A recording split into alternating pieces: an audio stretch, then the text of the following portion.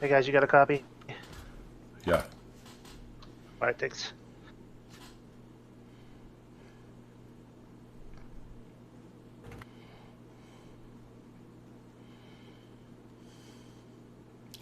About to start whenever you're ready.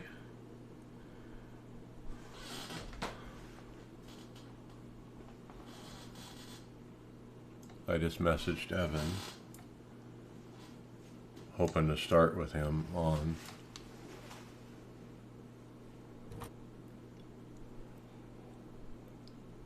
What's happening, gentlemen? Hey. Hello.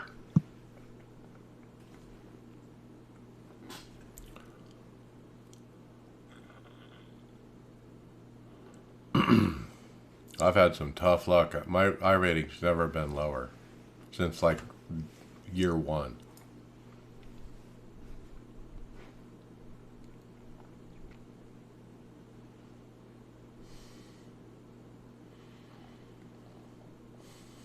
Hey Mike, did you take out the separation in the World Outlaw recap?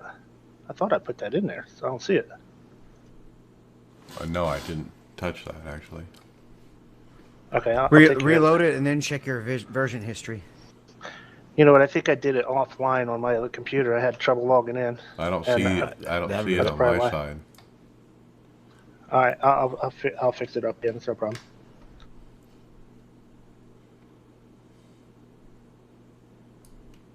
Oh wow, that Cobra looks pretty good. Is that projection? It's crazy. Yeah, it it looks is. like a projector with a mirror. Yeah, that's the way some of our smart boards work at school. The one I've got just has a real short throw. I gotta pee. Be right back. That was an awkward conversation to come into. Short throw, gotta pee. Very interesting.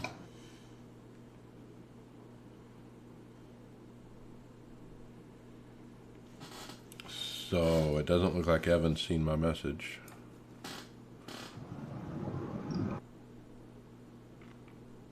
Can you hear me?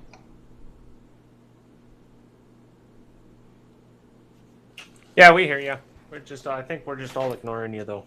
Okay, well I just want to make sure because my thing reset and I didn't had to change all the settings again. Oh, gotcha. I got all the new parts in my computer last I can't night. hear anybody now. Can you hear? You hear Mike? Oh no. This happened during the race and now it's happened again. Can you hear us?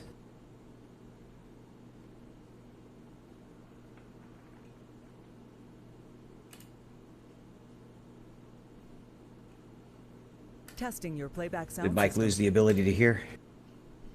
Sounds like it, yeah.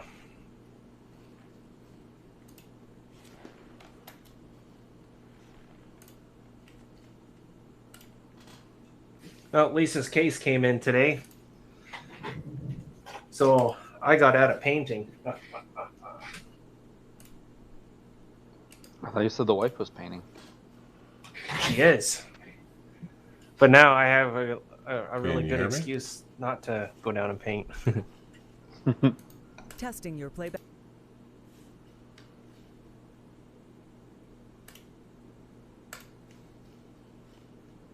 Yeah, she's just finishing up the second coat of primer in one of the rooms. We're painting Testing two your rooms. playback sound system. And tomorrow she starts with color.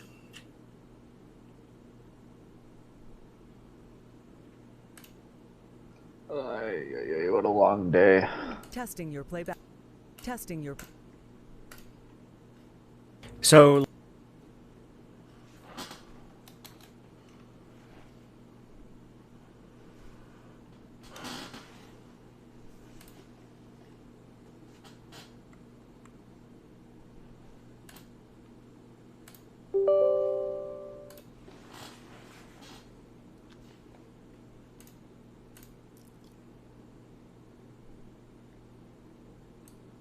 First time it's actually ever been a tropical storm Okay, all the way I up in can hear Arkansas. you. I don't know what happened there. Is it changing your speaker setting? I don't know. I set the headphones as default audio device to get through this, but I think I'll be okay. I'm not sure what's happening, actually. So we don't have Evan, so I guess we will start off with the dirt, and then we'll get started. And hope he shows up. He said he was coming tonight, right? Yeah, he gave me the thumbs up yesterday. All right, I dropped shares for the stream everywhere. Okay, let's all hit record. Are you tossing topics, Brian? Well, him and I are going to be Yeah, talking right I'm off in the the bat process. here.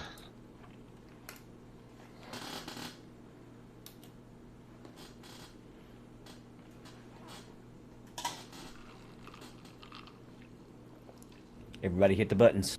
I'll do it last.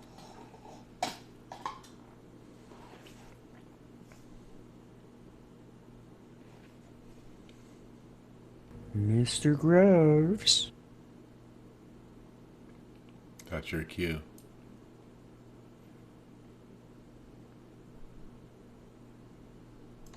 Welcome to the iRacers Lounge. I'm your host, Mike Ellis.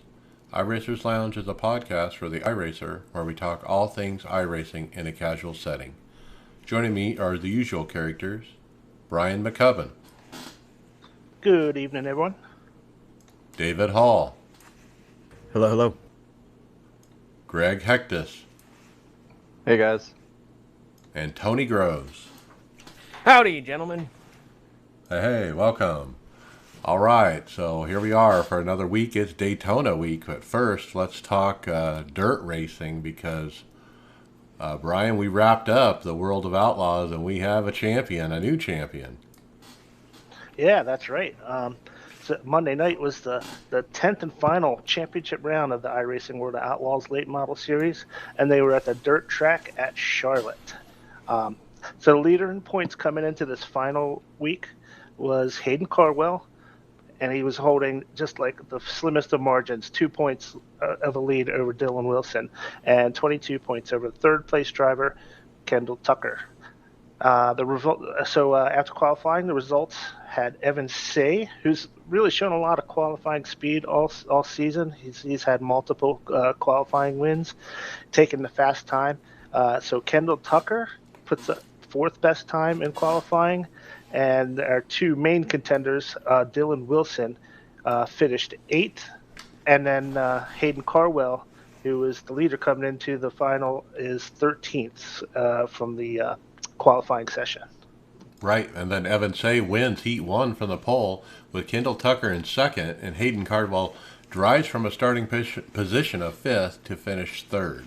Dylan Wilson starts third in Heat 2 and made his way to finish second, and in the process already gaining one precious point in that championship race, while pole sitter Devin Morgan took the checker.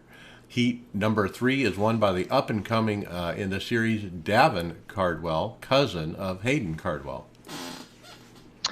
Yeah, that's right. And I don't know if everybody knows, but yeah, there are points for the championship that are divvied up in these heat races. So yeah, by Dylan Wilson's finishing second and Cardwell finishing third, he actually made up 1 point in that championship. So coming into the A main feature after 9 weeks of racing, there's 1 point separating the championship contenders, Hayden Cardwell, who's going to start the race in fifth, and directly behind him, or actually directly in front of him, was Dylan Wilson. Dylan Wilson started fifth. Cardwell started the main in seventh. And whoever's going to finish ahead of the other driver in this race is going to bring home $10,000 and the series championship. So as the green flag dropped, Evan Say, he takes an early lead from his spot on the pole position.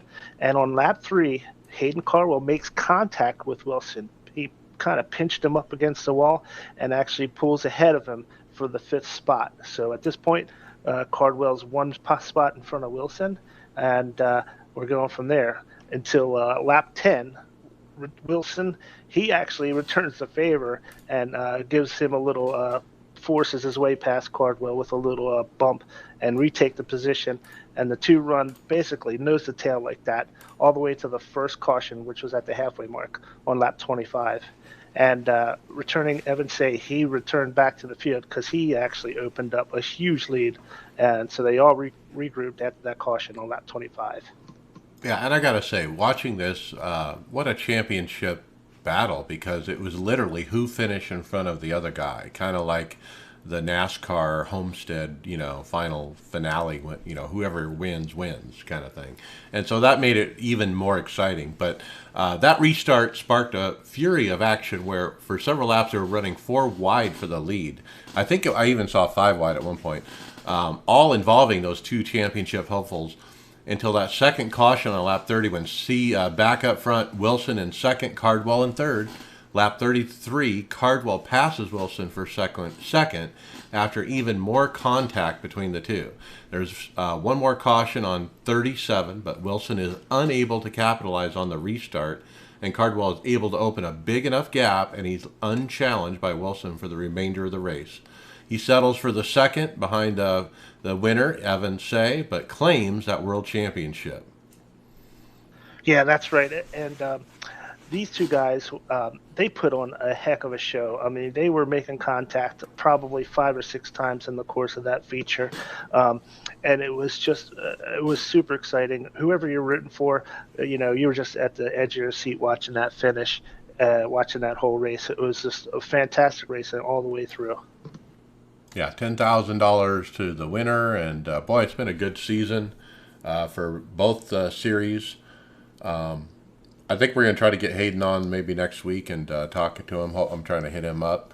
But Brian, right off the bat, before this thing is even over almost, we have an announcement about what's happening for 2021.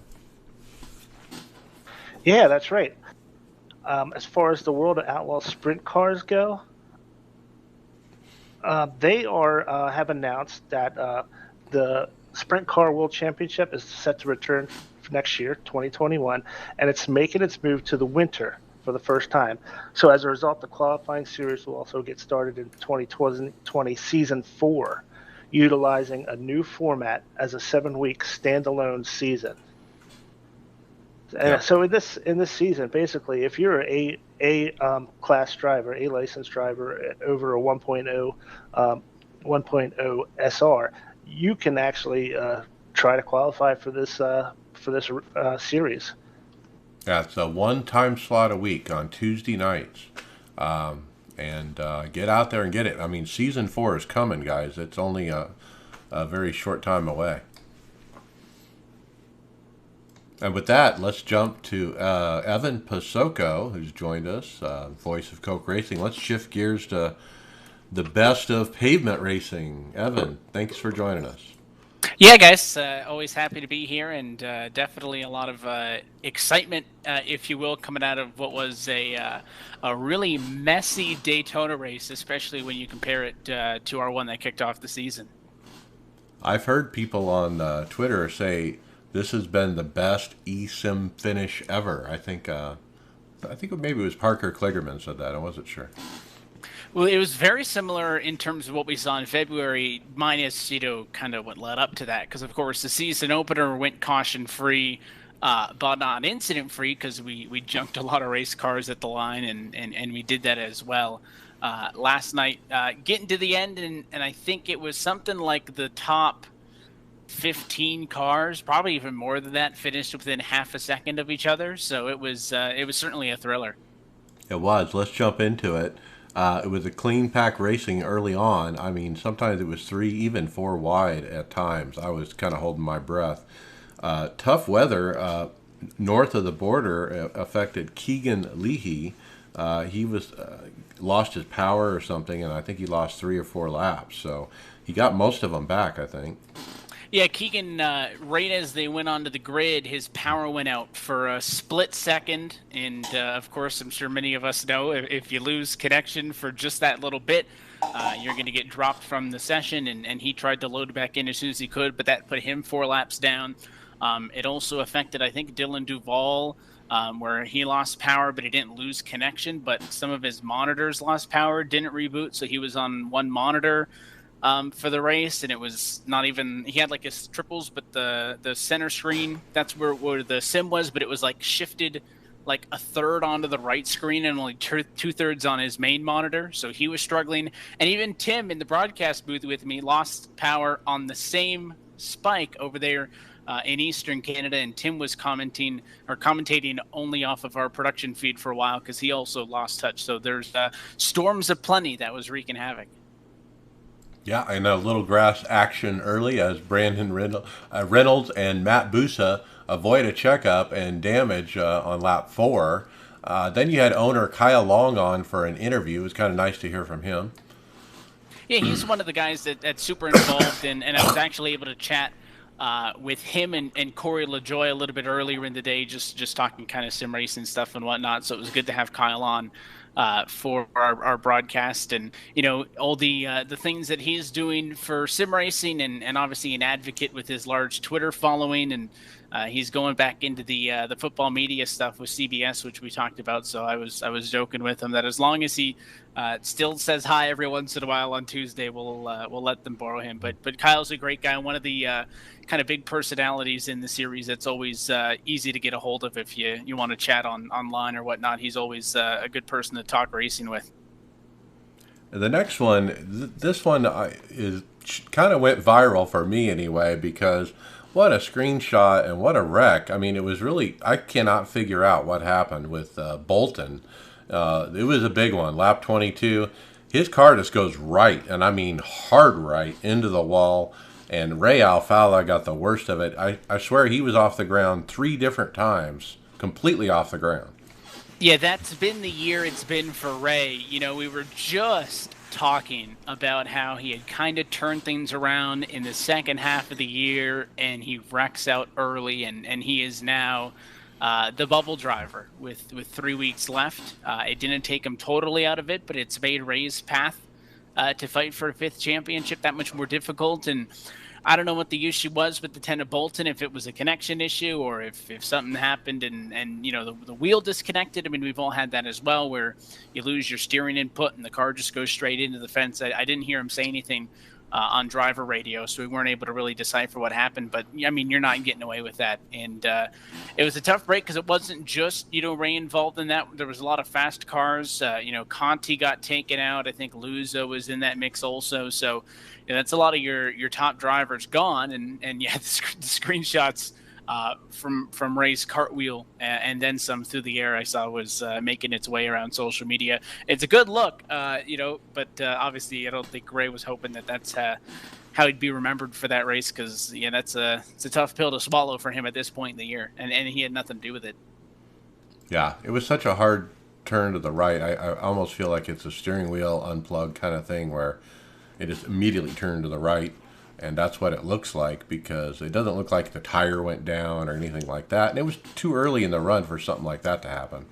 Yeah, and I didn't see any, like left side damage on the car. Obviously, when we're doing these broadcasts, we're all in the sim. So even before, the broadcast is actually rolling out replays, I can, go back and try to watch it myself. So I have an idea of what happened. And I didn't see any, damage on the left front that would have indicated that it was like a connection hitbox error. Sometimes, cars aren't where they are, or the sim doesn't think that they're in the right spot, and it's kind of ghost contact. But I didn't see the left front get smashed up, so I'm curious if he did have an issue. And honestly, wouldn't be shocked if it was an equipment failure, because we started talking about all the issues that drivers had over the night with connection and monitors and hardware, and it happens. Okay, and then to set the field after everyone pits for the restart, it was Jarl Tien, Clampett, Zielinski, Ottinger, Shearburn, Nichols, Vincent, Thierrys. After halfway, people start to plan where they're doing their green flags stops. It was really cool hearing Zielinski and Tien kind of plan what lap they're going to pit. We were eavesdropping on the radio, and it was kind of like, okay, we're going to pit on 34 coming to 35 or 35 coming to 36 kind of thing. Yeah, and unfortunately, I'm not sure how much eavesdropping on the radio we're going to be allowed to do anymore. And Justin's going to be keeping us updated because we've got him and 2, 3 other guys that are actually physically in the radio. So even if we're not listening to it on the broadcast, we've got people feeding us that information. But I would love to get more of that. We did the Radioactive a couple of weeks ago. And that's the stuff that I love. I think that behind the scenes stuff adds to the broadcast, and I hope, despite some colorful words once or twice, that we can, in some form, continue that because I actually really enjoyed it. It was tricky though, just kind of to give you the peek behind the curtain because me and Tim actually couldn't hear anything that they were saying. The way that our audio is set up and our production feed is, we couldn't hear them. So they're trying to kind of cue us on when to be quiet, to listen to them, and then they're telling us what they're saying because we couldn't actually hear them. So it's a work in progress, but I think that I agree with you that I enjoyed listening in on it and would love to kind of get more of that access going forwards now that the drivers seem to be a little bit more open to giving us access to their radio. Yeah, and another good listen a little bit later was Bob Bryant while he was at the back of the pack, just kind of figuring out what to do and just seeing how he runs. And he was chatting up with some of the other guys. Yeah, and there's, it's a dynamic which is cool because every once in a while I'll kind of relay things that, I'll say that so-and-so's talking on the radio because obviously in the sim you can talk to anybody in the sim or you can talk to your team and a lot of the team communication is done now through Discord and TeamSpeak and whatnot. But, to the point that's up next here on the list, communication is important and sometimes drivers say things that they want everybody to hear and sometimes they're saying things that they don't want anybody to hear. And I think it's awesome that we get to listen to it either way. I love that element of authenticity, if you would. Well, it really made the broadcast for this next part. 39 to go. Yellow just as Clampett and the others pit, and another big one. It was Steve Sheehan who was pleading over the text chat to pit. He was stuck in the second lane though. Jake Nichols was low, and Nichols kind of moved below the yellow like he was going to let Sheehan down or something, but then came straight back up, and then Sheehan thought he had opened a hole for him or something, just turned left to go pit, and then took out the field. Yeah, and it was good to see Steve in some new colors, of course, taking over in the number 47 machine. So that was nice, of course, with Jeremy Allen dropping out of the season. So we wish him the best as he's dealing with some medical stuff and hope to, see him back in the virtual car for the Pro Series and maybe try to get back to this level for next year if he's able to, or maybe further down the line. But I would put that one at about 75% on Sheehan and 25% on the 24, just because even though the car, I don't know what the move was to the apron. It's not like he checked up to let him down. So I think he just got a little bit loose or something. But I mean, even if the car is trying to let you down, I just don't think you can pit from the middle of the racetrack. Even if the car inside me is pitting, I just don't think it's a good idea. And there's pressure at Daytona because you don't want to, wait a lap and then come down to the pit lane with, a smaller group of cars. You need some help in the pack. But yeah, I think that one was avoidable, and it happens. Well, after running a couple races this week, that spot right where Nichols was, the car doesn't go really straight with certain sets. It really wobbles, and it could just be one of those wobble things, which is really going on this week. Yeah, and I haven't had the chance, but I got tomorrow off, so I'm going to be hooking the wheel up. And if you're racing AFIX tomorrow, be warned, because Daytona week, I'll hop out there and see what I could do. I did 2 A Open races when it was Talladega week a couple of months back, and I won both. So I'm going to ruin my streak for the year, but yeah, I'll be having some fun in the official stuff this week. Okay, very good. We'll see you out there. Back to green. Nice ride along with King Cook and his spotter from 6. He was having a good run there. It was Smith, Zielinski, Vincent, Novak, Busa, Cook, Lowe, Ottinger, Clampett, Reynolds up front.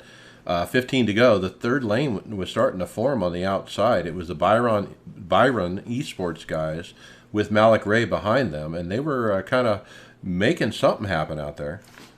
Yeah, they were trying, and it's funny because we had seen either it was Gorlinski or Ottinger. I mean, it was one of them that had kind of been up there all night. And then the second one joined us or joined them up on the outside line and kind of helped it out. And it's the same thing that we saw, in February. I mean, if you go race the official stuff at Daytona, chances are you're not going to be in a sustained 3-wide pack without, carnage every half a lap. So I think it goes to show you the talent that these guys have to be able to manage those lanes. I thought the third lane would have been better at the end of the race, because it had been like a 5th or 6th place line all night long. So I really thought at the end that Kane Cook had a legit opportunity, and he kind of gets shuffled out into a 4 or 5 wide situation coming to the line. But, not to get ahead of us, but I just really thought that third lane would be better. And at the end, we saw drivers try to utilize that. They got there. But of the 3 lanes, it ended up being the weakest when it mattered the most. Yeah, when that third lane was forming, it was Zielinski, Novak digging the bottom, while Smith and Vincent were in the middle. Ottinger ends up hanging out Kane Cook after that with a quick move from the outside to the middle. Like you said, the outside was working. But he ended up dumping to the middle, and it kind of fell apart. Lap later, Ottinger to the outside in front of Cook, and then that third lane dissolved. But at 4 to go, it was Zielinski and Novak changed places twice on the bottom. Now, this is where I thought Bobby lost the race for sure, but somehow he got it back just right as quick. Yeah, these guys, and it's funny because, kind of leading into what we were talking about last week is we didn't see the monster truck set up. So obviously that little bit of a loophole in the rule book was tightened up for this race. And funny because it was the same guys up there, with the exception of a couple that get wrecked out. I mean, these drivers know what they're doing.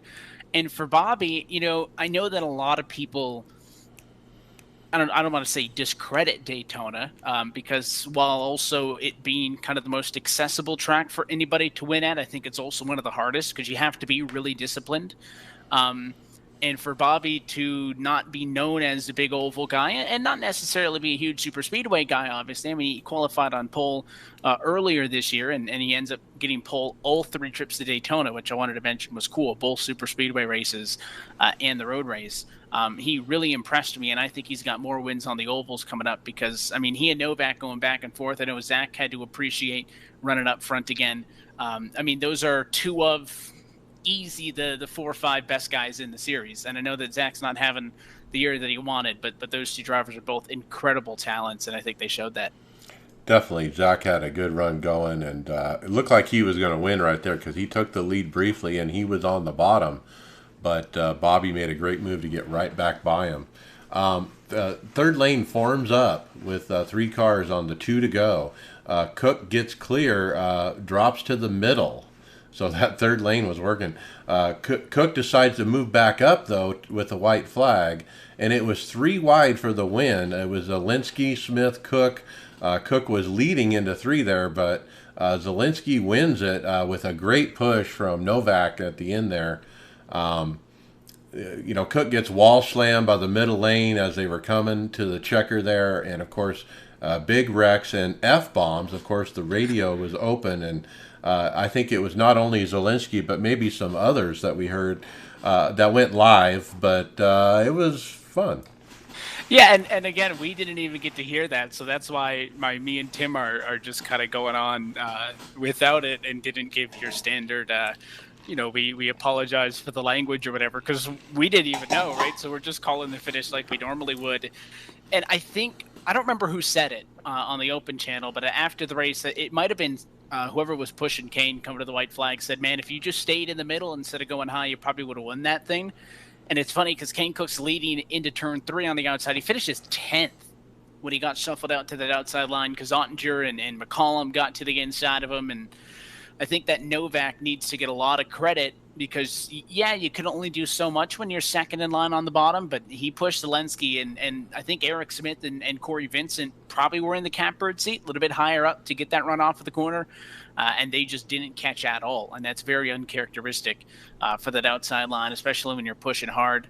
I saw the 77 was down on the apron, so all these guys were using all kinds of track, Bryant and Clampett, so both of the Burton Kligerman cars in the top 10. But yeah, I guess that is the risk with the open driver radio is It wasn't just Bobby. You're right. That was his whole team. I don't know the exact number, and I don't know, everybody that was in there, but that was at least 4 to 5 different guys, and it made it authentic. I'll tell you that much.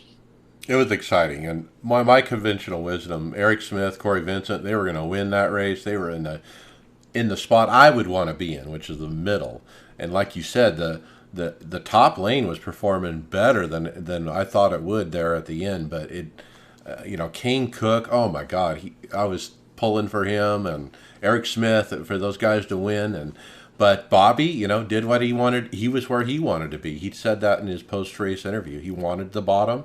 He didn't want to be anywhere else. Yeah, I asked him, which lane do you want, and he said that the bottom was the place to be, and we don't have favorites, but I think, a sentimental favorite there would have been for Eric Smith to get a race win. He's been so close and is so good on these kind of tracks, and is one of the best guys in the series. And he gets the good TV time for the Big Green Egg folks and Jim Beaver Esports. He comes home in second. Bobby, for the turnaround, or I guess the month that it's been for him to go back to back, and now he's got 3 trips to victory lane on the year, and I know it is kind of a cop-out with Keegan not getting a fair crack in this race, having that issue early, but Bobby's now your overall points leader, and he's tied with Keegan for 3 wins, and he's tied for the most top 5s with 6. Both he, Keegan, and Garrett all have 6 top 5s, which is the series best. But then for top 10s, he's a mile ahead. The next closest driver's got 8 with Lusa. He's got 10. Bobby is so consistent. So even though he doesn't win a lot on like the intermediates and the short tracks and the ovals historically, he's a top 10 car more than half the time. 10 top 10s in 13 races. So I think Bobby is, if he can figure these ovals out, get that little bit more speed, and he credited the guys behind the scenes for building the setups for him that are really figuring stuff out. I think Bobby's getting a little bit closer to Keegan in the conversation of who could be a title favorite. Yeah, absolutely, especially this great run at the oval. It was 5 wide for 5th position at the line there, and so it made for some great replays. They did a recap video. I just got to say a shout out to Novak, who really needed a redemption, and he got it, and so nice run for him. Yeah, I think Zach has fought through a lot of adversity this year, of course, changing teams and a little bit of a different dynamic there, and I think that it would be a shame if, don't get me wrong, it'd be a great show for us if we cover the Pro Series to see he have to fight his way back in like we did see Ray last year and totally dominate. I think that Zach would show you why he's one of the top 5 guys in oval racing on the service if he was down in that Pro Series, because you'd get the drive the Xfinity Series car that's got a lot more in the driver's hands, but he deserves to be a top 20 car for sure. And all those guys up front, it was good to see Busa running up front. Corey Vincent's been super impressive for the last few weeks. Ottinger was up there as well. I'm excited for our next super speedway race, not to get ahead of us. Of course, Darlington and Vegas still to come, but that season finale regular season finale, I should say, at Talladega is going to be quite a show. Yeah, looking forward to that. Points, it's Bobby, Keegan, Garrett Lowe, Ryan Michael Luza, Michael Conti, Nick Ottinger, Logan Clampett, Ray Alfala on 8th. Boy, he took a hit there. Yeah, that's tough. He drops down 2, and he's still 15 ahead of Graham Bolin. Bolin didn't really get that noteworthy of a night. He finished 18th. So mid-pack, he doesn't gain anything, doesn't drop anything. Jimmy Mullis actually drops a little bit further down, so he's like 17, 18 points or something below the cut line. So he still has a chance. So I don't think any of those guys up inside of your top 8 can be comfortable, especially, of course, with Dega being the regular season finale. But I still think that Jimmy Mullis is somehow going to find his way in to the playoffs here. So we'll see if that's an old take that needs exposing in a few weeks. But I know Daytona didn't really work out for him, but I just feel like Mullis has had a lot of momentum. Yeah, and then Corey Vincent's right there too, and he was running so good at Daytona, so he's almost in striking distance as well. Yeah, Corey gets his first top 5 of the year. It surprises me that it took him that long to get a first top 5. He's got a handful of top 10s on the year, and it seems like we either don't see Corey or he's top 10. right? I don't really see a lot of kind of mid-pack runs for him. It's always they're off or they're on, and if they can find that consistency, he's right there lockstep with Jimmy. That unfortunately, or fortunately, I guess, depending on who you ask, the way the playoff format works for this is there is no win in, you're in, so there isn't that kind of instant flip the switch moment that can turn the tides, but a lot can happen with 3 weeks still to go. All right, it was a great Coke race. I don't think we could have asked for more. Lots of excitement, great finish, and you guys, Evan, had a great call. So thank you for coming on and talking about it. And tell us real quick about what's coming next.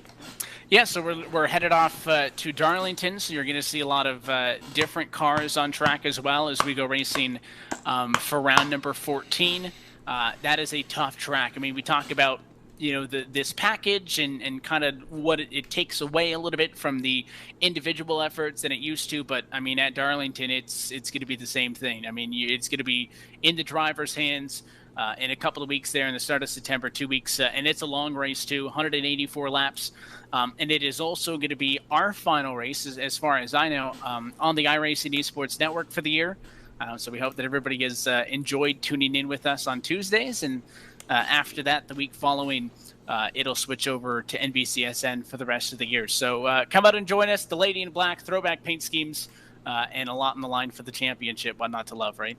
Exactly. All right. Well, it's been a great year, Evan, and thank you for coming on tonight. Yep. We'll see you guys in 2 weeks. All right. Thanks. All right, David, we're going to throw it to you for a Road to Pro announcement. Yeah, if you don't remember, we have 13 weeks instead of 12 weeks this season because I guess it's just the way it fell, kind of almost like a leap year type thing. So as a result, because Road to Pro and the Pro Series or the Coke Series have been alternating, most build weeks have been on the Pro week or the Coke week, and this week it's going to be on the Road to Pro. So just be aware that if you spend too much time on your setups, it may be for naught. So, yeah, it's running at the same time as the Darlington race that Evan was just talking about. So, normally they offset the weeks, so, but same week. Now, the thread is kind of interesting because a lot of people kind of, protesting it. I don't know if you can protest it, but discussing it because these teams that are running in the Road to Pro and the Coke are the same people, or the same teams. And so if a Coke driver has a spotter and a crew chief and stuff, those spotter and crew chief might be driving in the Road to Pro. So now he doesn't have a spotter for Darlington because his guy's running in Road to Pro. And so it's just stuff like that, kind of how do we handle the personnel when we have two races at the same time? It's interesting that they let them fall together in that week, though. It is a problem, though, if you're going to have all these teams are trying to get in and out of these series, and they're not going to have the right people that they trust in there. Because you know how sometimes, even in NASCAR, if they don't have their right spotter or something, or crew chief, it's sometimes hard, right? Yeah, I didn't realize that was also the issue. I just thought it was the fact that it was going to be Road to Pro on the build change. So that's definitely going to be an interesting situation. Well, Tyler says in the thread he's actually going to do the build on Wednesday after the races.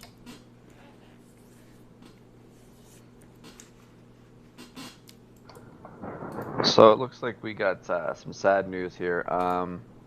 Samuel Riemann posted a touching tribute video for a fellow iRacer, Bryce Whitson Jr., who lost his 3-year long battle with leukemia on Wednesday.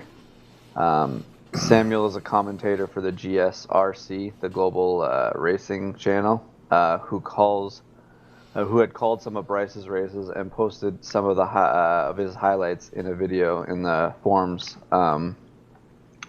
One of the things that caught me after reading in this too is he got to meet Bryce eventually, and I guess it sounds like they kind of knew each other a lot more outside of iRacing. After I guess Bryce worked for Hendrick Motorsports and then helped Samuel find a job in 2017. So it's kind of an interesting thing to read here.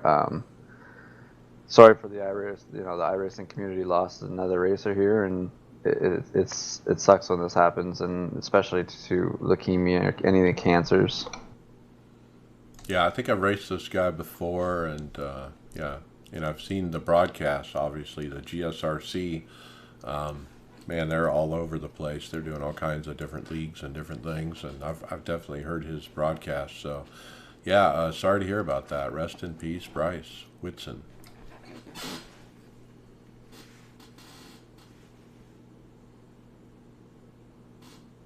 All right, we'll go on to video, top 10 from July.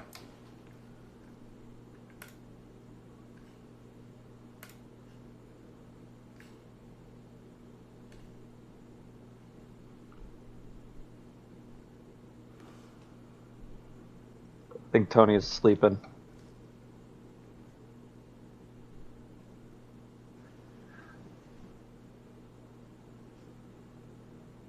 Okay, so we're going to move on then. We're going to talk about this video.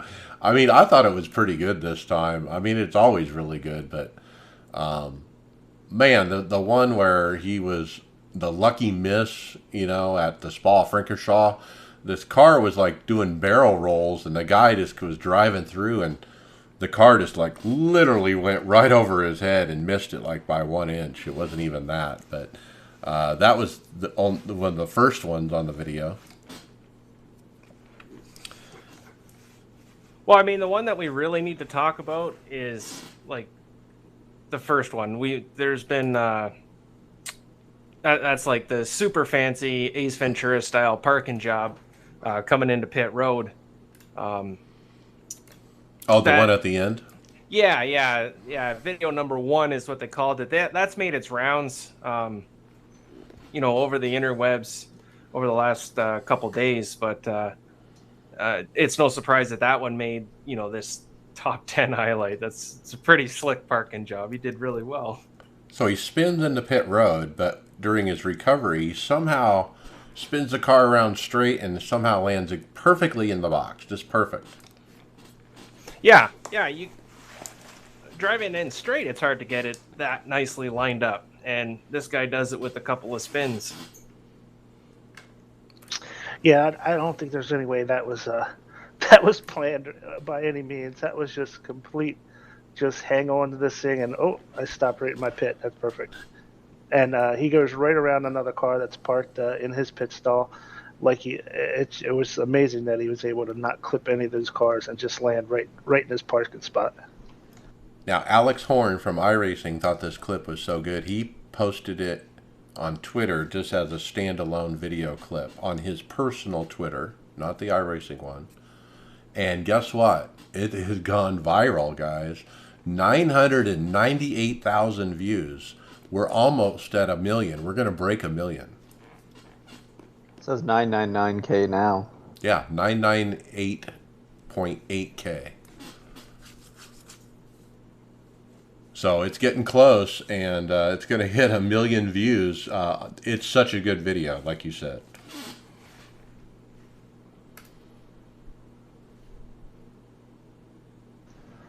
Well, moving over to the real world racing, Ty Majeski, he posted on Facebook an early look of his iRacing sponsored Gander truck ride for this week. It's the typical red, white, and blue iRacing colors that you typically see, and he's ready to go at Dover. Was ready to go at Dover with this thing. It's just a great looking car, and it's good to see iRacing really getting out there into spreading their wings into the real world, where people can see them on sponsorships and stuff like that. Yeah, and I love the paint job, and he's got an associate sponsor on the back of the truck, a Hardcore Fish and Game, and their logo has an American flag as the background, and so that red, white, and blue mixed in with the iRacing red, white, and blue, she's a beauty. Yeah, it's quite a patriotic paint scheme there.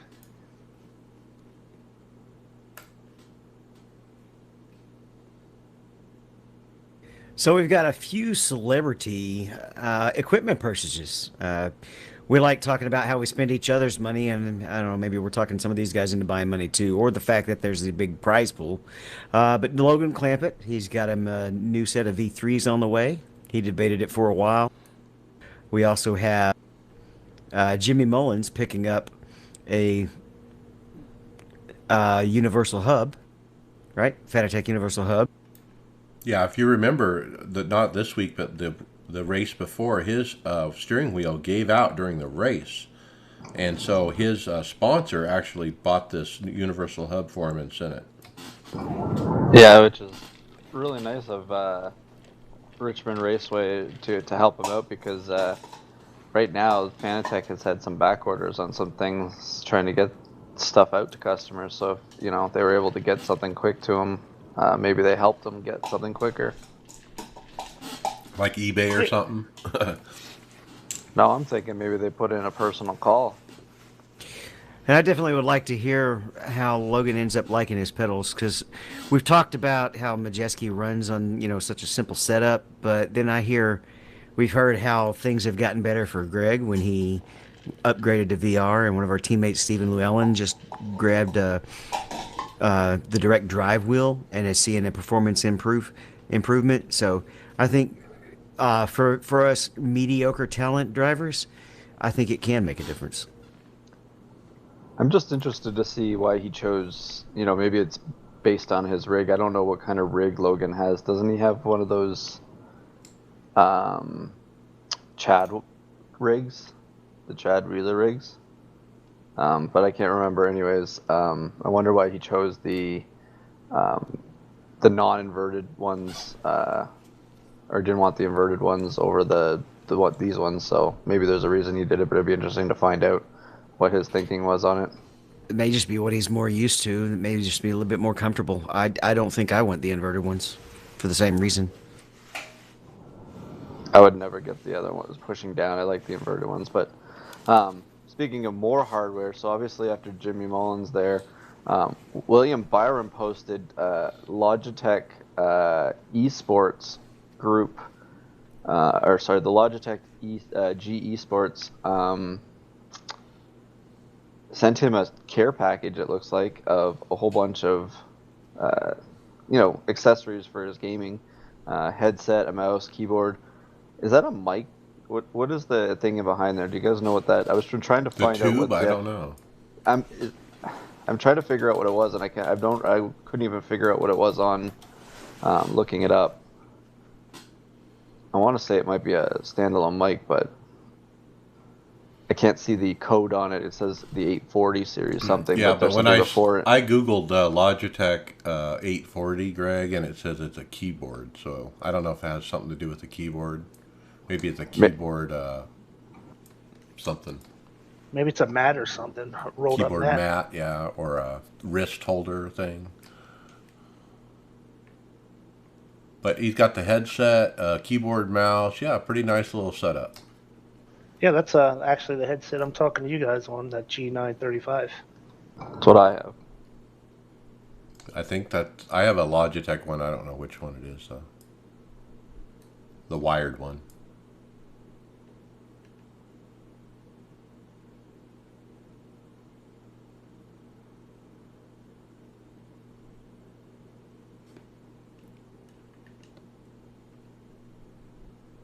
Well, we got some video of the much talked about new track coming in the September build, the Nashville Fairgrounds Speedway.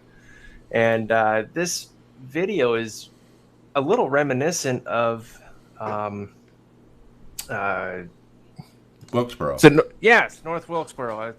The name was there. It wouldn't come out, but I really like how they're doing this. You get a little bit of the real life, and it's a nice, nice easy fade into the iRacing version of the track. The production quality is, pretty much the iRacing standard nowadays. Just super well done. Nice little hype video, and they also threw some teaser photos up on the Twitter, get everybody excited. We're just around the corner from being able to try out this track. And yeah. Yeah, so pretty cool. I love the screenshots where it shows like the billboard, but you can see the city skyline in the background of Nashville, the grandstands and everything. This track's been around since 1904, so yeah, it was a pretty cool video. It's got some banking to it too. If you look at the fourth screenshot, it's kind of down low on the backstretch, and as you look into the corner, boy, you can really see the banking there. This is gonna be a fun track. Hey Tony, I don't know if you've been there, but this kind of reminds me of Delaware Speedway here where we are. Yeah, it does a little bit. Delaware would kind of be like the mini version of this, but yeah, it Doesn't have as long as straights.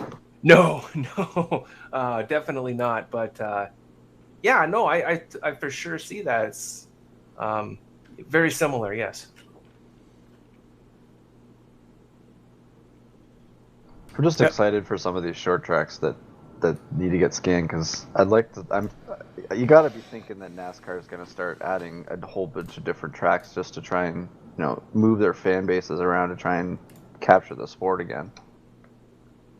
I think they're trying to do that by hitting the road courses more than the short tracks. I don't know. They're taking a race away from Dover probably next year, but that still races a little bit more like a short track than a lot of the other places. Well, they are coming to Nashville next year, just not the fairgrounds track. That's the Speedway. Does that mean they're going to have that one scanned before they get to it? Gauntlet thrown down. One of the issues they talked about it recently on a podcast. I don't remember which one I was listening to, but the tracks that run the standalone events, the licensing fees are too high, and unless they have a cup date as well, they simply can't afford to host them anymore for the trucks. It'll be interesting to see how fast it gets scanned, though, because I would guess something like maybe the Coke Series would go there next year, if it falls near then, for them too, right? You think they would go to a legacy track? Well, it's going to be a track for one race next year, right? An actual race, so. Oh well, yeah, the fairgrounds. I mean, not the fairgrounds, but the Speedway might be. Yeah. Yeah, that's what I'm talking about. That one needs to be scanned and put in, right? Because if we're going to be racing it, it's going to be on the schedule next year.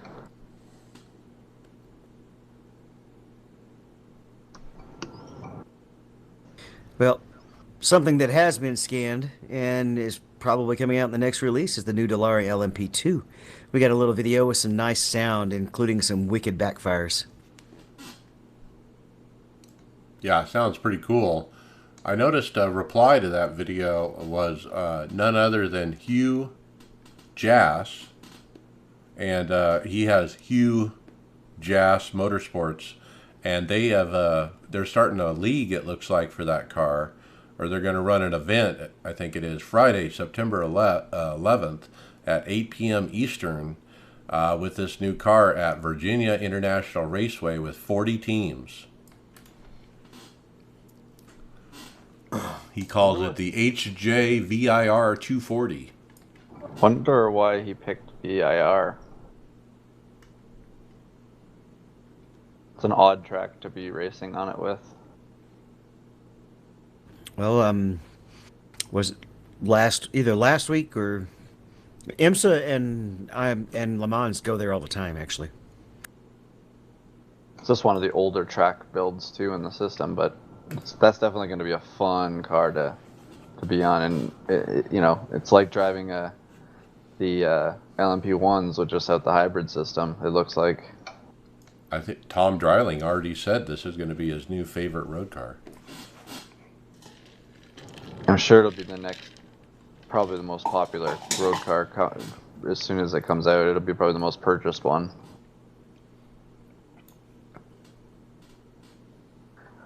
Well, do any of you guys actually have run the trucks in a while?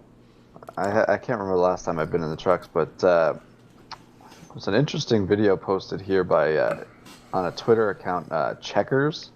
Um, them playing. It looks like he leapfrogs over a jump on one of the straightaways there. I don't know what configuration of the. This is the Wild West track. It's the Wild West track, but he jumps one of the trucks and just keeps going. And he kind of titles it. Sometimes you just gotta send it send the Pro 4s when Nitro Circus is hosting a race. So it's an interesting. It's definitely a great video. I wonder if it makes next month's top 10. It's a perfectly timed jump. I mean, and the truck that he jumps is going slow enough that, and the guy behind him's going fast enough that when they hit the jump, he's able to clear him, and he just literally jumps right over the guy. Yeah, you can't really block somebody if you're both in the air, huh?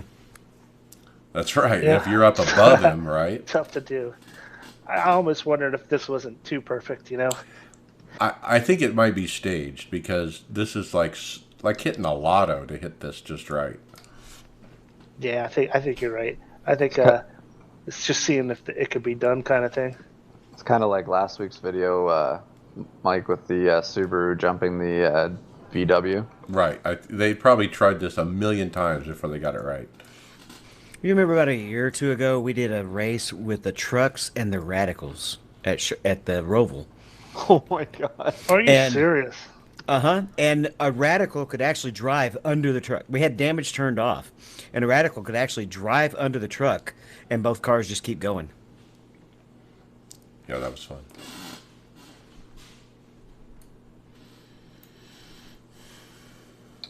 Well, guys, it looks like Steve Myers and Kevin Bobbity from the iRacing staff, they missed out on a big event for them. They were supposed to be going to see Motley Crue this past Tuesday, but I guess with the coronavirus, it was canceled or maybe rescheduled, maybe until next year. But so Kevin Bobbitt posted on it, and they offered Vince Neil when they come back to their area if they want to take a tour of the iRacing office. Vince Neil, if you remember, we did a rig review for him a couple weeks ago. So he's an iRacer, and I have a feeling he might take them up on that. Pretty cool. Can't I know I would imagine. take him up. What would you have him sign in the iRacing office, to get Vince Neil's autograph on? They might just bring stuff in from home. I just think it'd be funny to get him scanned and be scattered around the track with trying to find him. Where's Waldo for him? Yeah, like they do with him and Dale, Junior. Yeah. Okay, next up, we got an announcement of the 2020 Bathurst 1000. Coming up, let's see, time slot number 1 is the Australia servers, and that's going to be Saturday, 1 p.m. GMT, or Friday, 9 p.m. Eastern. And then the second time slot is Saturday at 9 a.m. Eastern, and that's a U.S. server. These are the September 25th, 26th dates, too. I was wondering where that was. I didn't even see the date. Yeah, it's there. I was looking for it earlier, found it. I can't wait for this. This is my track that I got wrecked out early last year, but I can't wait to run this race. Which time slot? Are you going to go with the U.S. server? Yeah, I'll do the 9 a.m. Saturday. Mm-hmm. And it's 1,000 because it's 1,000 laps, or is it 1,000 kilometers? 1,000 kilometers. Actually, probably Dave. I don't know if I can convince David to go in it. Probably. All right. So you have to be a D 4.0 road licensed to participate. 30-minute warm-up, 15-minute qualifying. Oh, here we go. 161 laps. Yeah, it's a grueling race. It's one of the best tracks though. One of the most elevation chains of any tracks, and it's got such dangerous corners. It's an unforgiving track because every corner has a wall right on the shoulder. There's no runoff. This is the supercars, so this would be kind of like running an A car on a road course, Big heavy stock car. which you've always sucked at, right, David? Pretty much. Supercars are a little bit different because they're actually designed for road courses, but they're still heavy.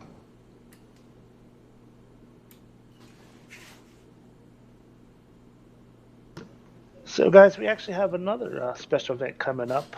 Greg West from the staff posted up for the BMW Sim 120 Cup. So that's going to be Sunday, September 20th at 1300 GMT. So it's a 120-minute race at Road Atlanta. So you have to have a minimum of 2 drivers, and they're using the BMW M8 GTE with open setups, and they got prizes. P1 is going to be $1,200 for each driver of the winning pairing, and $600 for P2 and $300 for P3 for that race. Wow, that's pretty cool. And the winner gets entry for the end of the year sim event, which will be in Munich, Germany. So you could get invited to Europe and everything. Yeah, that sounds like something that's going to bring out some heavy hitters, because that's some pretty good prizes there. Yeah, why not run it?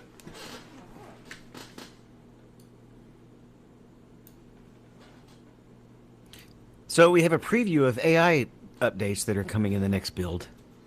Forum member Nick Naban, he asked if there was going to be any idea of what might come in the AI build, and we got a reply from staff member Alex Saunders. Essentially, they're going to add a few AI tracks, but the primary focus has just been on improving the current build. Yeah, they also said that there's going to be one big track that's being released for AI. They didn't get any more specific than that, so I'm kind of wondering what that might be, whether it's oval or road. What could be there? Oh, that's big. Yeah, That that's would what be I think huge. of when you say big. That or the Nürburgring. Can you imagine AI cars on that one? Well, that is Nordschleife. That's the same thing. My bad. Yeah, there's several different versions of the track. You got the big track, and then you got the GP circuit. Right. Greg West did post after who was the first one that guessed the Nordschleife? Johan van Sand. He posted Nordschleife, and then Greg West gave the looked at the the surprised eyes emojis in the forums there. There you go. Confirmed, right? Yeah, pretty close.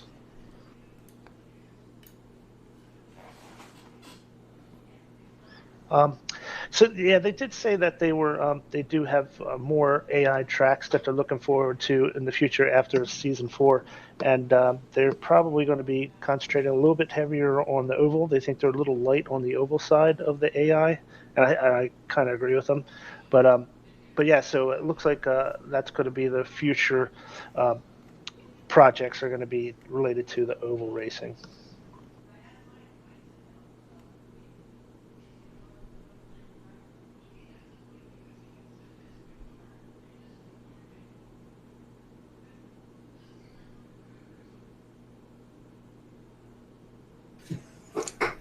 Well, calling all ladies of iRacing, there is a new group dedicated specifically for you. So, guys, your wives are interested.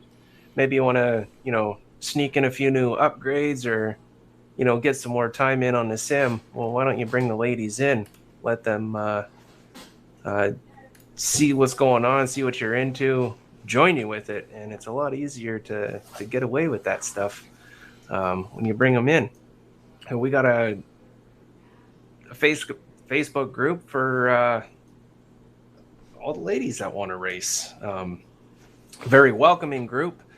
My wife Lisa, she's a part of this group, and she's done some racing with them, and they welcome all skill levels. They're very welcoming group. Lisa had a blast the last time that they ran, and sure if they got anything coming up They soon, were but recruiting, though. I've seen them posting, though they're trying to get some interest. Is it not cool how they designed their logo? To Love make the it logo. the female in the iRacers type of style. It's so good. Yes. Yeah, I like that a lot. That's pretty neat. Classy. and some of these ladies can go on track. I watched a couple of their races while Lisa was going, and oh yeah, they really get after it. They do a good job out there, and they definitely they're having fun. That's the easy part, but they got some good racing there too.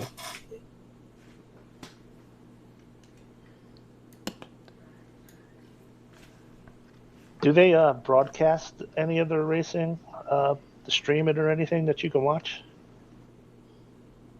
Yes. I believe a lot of what they're broadcasting right now is through the OBRL pages. So when they do race, you'll see them racing on the OBRL streams for now, anyways. And maybe they'll get their own stuff happening here soon. But I know they haven't been going for too long, so give them some time. They'll get it all figured out. Right, because isn't that one of Coco Puff's girlfriend? Isn't she part of that? Yes. In fact, I believe it's Janice herself is Coco's girlfriend. Okay, yeah, I didn't know her name, but I did hear that his girlfriend was doing the racing league, so that's cool. Coco's a really good guy, and he puts a lot in the OBRL, so I'm sure Janice here will be just as good. She'll learn the ropes from him, right? Yeah, he's heavily involved in a lot of the behind the scenes stuff. So, he lends his talents to them to get the races all figured out, and it'll be some decent, solid, good, fun racing.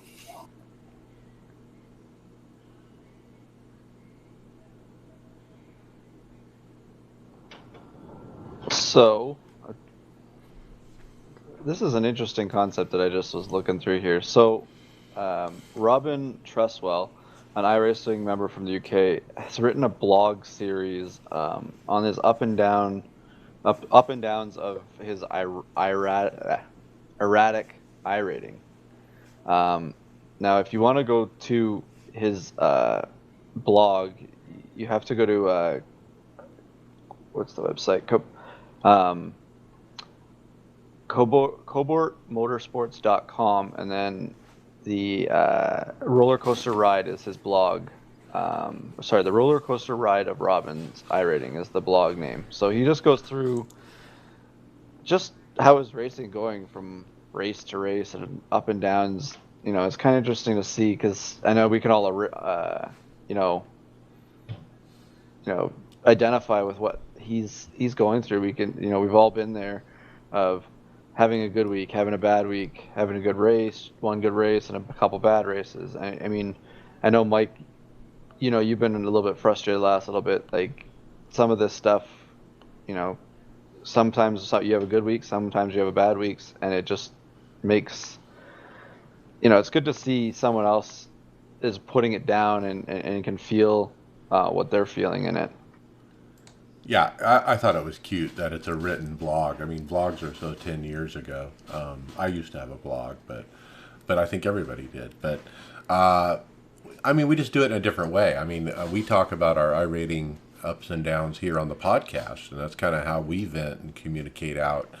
And I think it's good to have an outlet to vent those frustrations and, have people to talk to. And this was how this guy did it, Robin Tresswell. He wrote a very long blog, and I started reading it.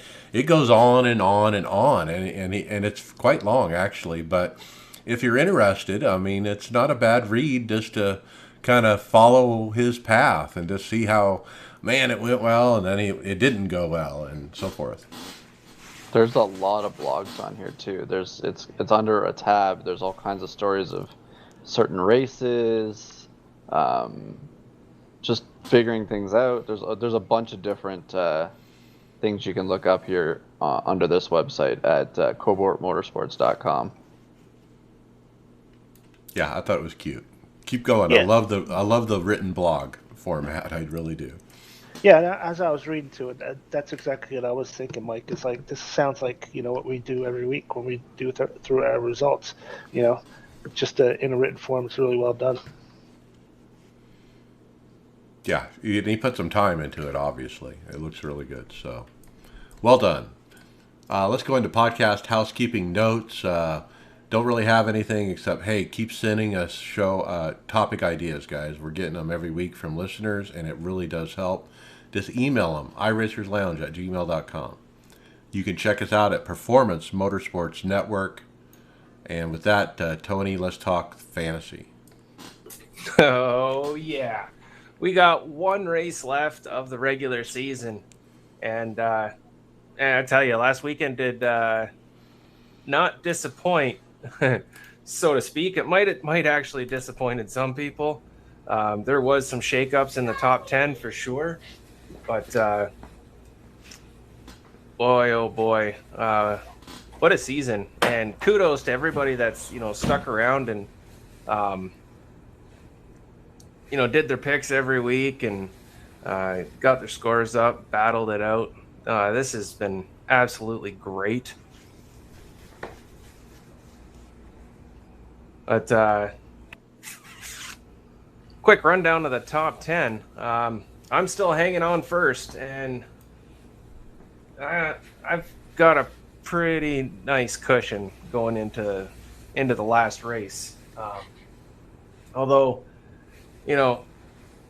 stuff always can happen, so I'm not gonna, toot my horn quite just yet, but things are definitely looking good for me. Res Dog, we have a new second place sitter with Res Dog. Smiling Ninjas in third, just in time. Now, me and him have been battling all year, and he had a rough weekend. He fell back down to fourth place. KBM's in fifth, Laird Racing sixth, GI Jojo in seventh, Jedi McFly. He's down in eighth place. Carrie's, he's dropping like a rock. I think he kind of forgot about. I know he's missed a couple of races. The double headers were messing with him. Carrie Sial is ninth, and Team 207 rounds out our top 10. Now, I was a little behind the ball with the playoffs. I thought it was going to be. They don't make it easy, by the way, to look this stuff up. You would think it's just on the regular page. You look into the game rules, and then bam, there's your playoff stuff. No, they don't have any of that on there.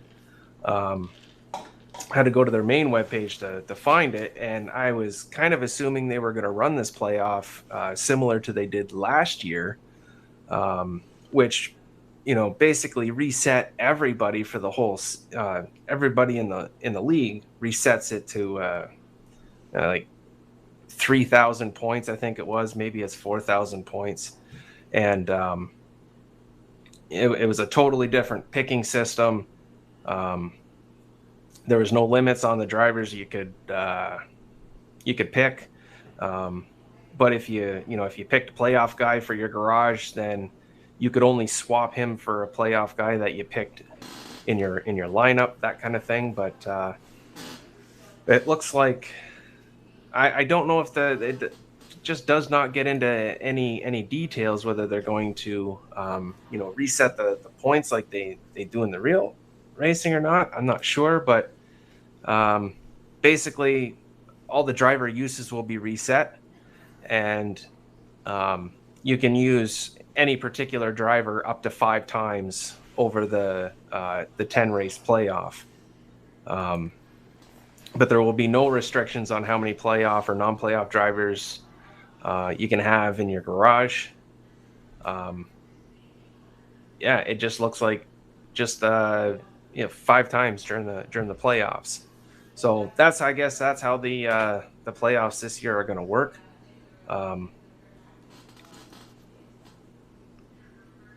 my whole idea was that we were gonna for our league it was, go for the whole regular season. But I don't know now. Do we just carry it out to the end, or do we stick with the regular plan and just cap it off after this weekend? Yeah. Well, I think you stick with the regular plan, but we can always, keep going through the playoffs and see how it all shakes out there too. Oh yeah, I would hope everybody still plays throughout the whole playoffs. But yeah, for the points, and I do got a first place prize. Hopefully, I'm still kind of hoping somebody knocks me off my perch. They're gonna have to work for it because one race left, and I'm throwing out all the stops. Although I don't have many left, but do what I can do, right? All right, get it. Yeah, I think the double races have messed me up too, and I've fallen like a rock. Well, there's no more of those left, so I don't think, right? So Yeah, we we're shouldn't done have with to worry that. about any more. Right. Gotcha. They're back to regular schedule pretty much. Yeah, from here on kudos out. to NASCAR to somehow, some way, get caught up on the schedule. Yeah, they really did do a good job this year with all the adversity they had faced trying to early when they first came back from the COVID break. We were kind of bouncing back and forth between the same tracks. Personally, I didn't care. Racing was on TV, and that's what I was, and I'm sure the majority of fans were just looking for. But yeah, they figured it out. We got all our races in. We've had a couple of snoozers, but a lot of time it's been really exciting with the no practice, no qualification. I've really been digging that. I would actually, I do like the qualifying, but if they nix the whole practice thing, I'd be very much in favor of that going forward. But yeah, it's been good. We've all been able to kind of get our fix, and now it's all on the line now, and playoffs get fun. Yeah, I like the ideas of these double headers, and I think a lot of the actual NASCAR teams like it too, especially when they're going out west and stuff like that, and tracks that are a little further away that they don't have to worry about bouncing back and forth to. So yeah, and I also heard somebody say something about doing a double header, a Daytona double header, like road and then oval, the same weekend. I think that would be a fantastic week. So let's talk real quick though. How does that affect us in iRacing when we're trying to follow that schedule and they have a doubleheader? I mean, how do we have a doubleheader? We don't. Yeah, I guess it would just be the one race that week because there's just no way to count for two separate races in the same week. Well, I mean, we're getting a few starts each week, with the NIS, but I don't know. It's kind of the same. Yeah, it would just wind up being fewer weeks at the end of the season in iRacing than it would be in the NIS than it would be in actual NASCAR. And that's the goal. NASCAR is trying to get to a spot, I think, where they're done before NFL starts. Yeah, and that Go is ahead. saving money. It could very much work for for iRacing. Like we're used to a 36-week season. If they were to, they could still stay with that that model, and the weeks that NASCAR isn't racing, that's where they plug in those second date for the double headers. That could be a nice compromise. Yeah. And NASCAR just has the longest season of any of the sports anyway. I don't know if it's not just getting out of the way of the NFL, but just making the season shorter. Period. Yeah, maybe that goes to 32, and it needs to be at 32 or something like that. Okay, let's jump on to hardware software. Brian, we have a teaser from our friend over at Sim Racing Garage. Right, that's Bear Roland from the Sim Racing Garage. He posted an Instagram video that he's getting ready to test the Motion Gear UN 150 millimeter motion kit. So he's just posted a picture, short video of the Motion Gear mounted to the 8020 rig, and showing it off before he puts it through his tests. And Barry's gonna do a great job breaking that thing down to its component atoms, basically, and really going through that system. And man, they look like some beefy actuators, though, don't they? Yeah, this is a D-box style on each corner, 4 of them, and there's a big power supply underneath as well. And it's just a regular 8020 rig he's got them bolted to, and I'm curious to see what the price point is.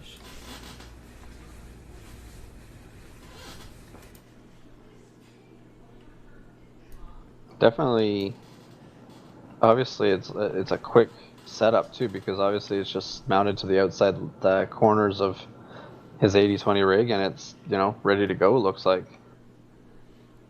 And the 150 millimeter thing, I think that indicates how much travel it has, which is quite a bit. Yeah, that's what I was thinking too. And yeah, you're right. That's really going to bounce you up and down pretty good.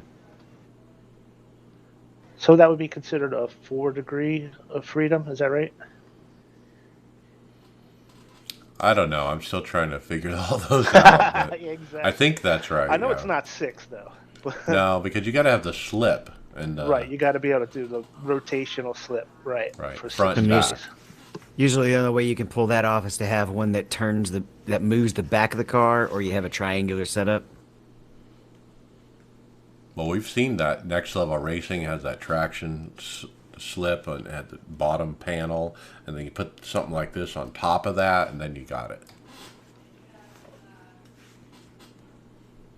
Well, it's not a motion rig, but it does look pretty nice. We got an extreme sim racing offer. They've got quite a few different options, from rigs to some. I'm not really sure what the chassis config is. Then they also have some wheel stands that, if you want to be portable or have something that really just doesn't take up a lot of space. Some nice accessories. They do have a triple monitor option, they're currently sold out. Got a lot of nice little accessories. They got a way to invert pedals for all the Logitech wheels. Pretty neat. And the prices don't seem too bad considering the seat is included. Now, they're out of Brazil is the headquarters, but they have a U.S. distribution center. Yeah, and they offer free shipping anywhere in the U.S. Now, I clicked on the Cockpit P1 3.0.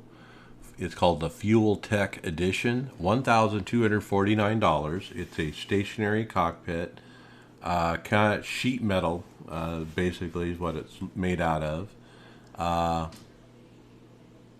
Seems okay. Yeah, it's not like as adjustable as the 8020, but looks like they put the adjustability in the right places. You can tilt the wheel, you can easily move the pedals all the way forward and back, depending on how tall you are. Keyboard tray. Yeah, keyboard tray. Shifter.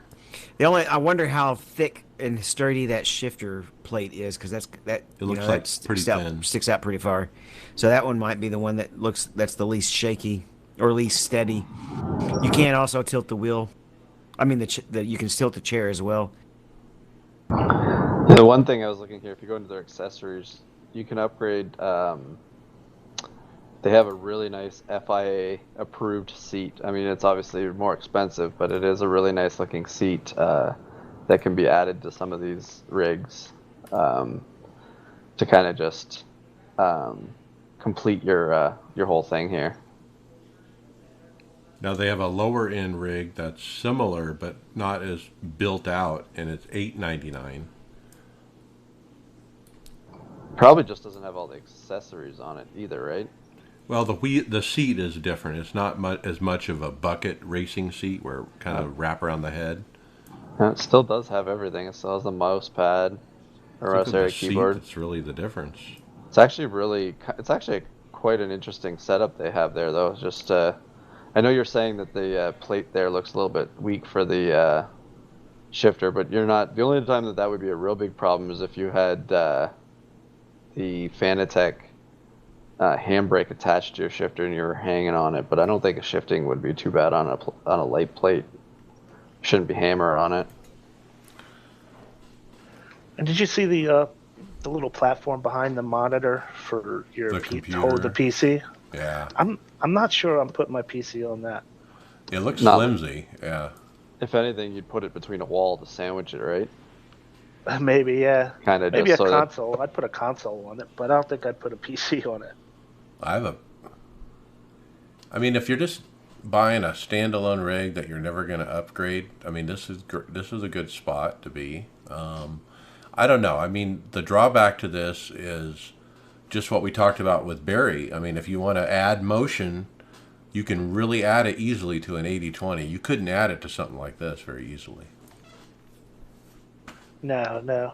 If you got one of those bases like we saw a couple weeks ago where the rig just sits on the base, that would work. But the D-box stuff is never going to work with this thing.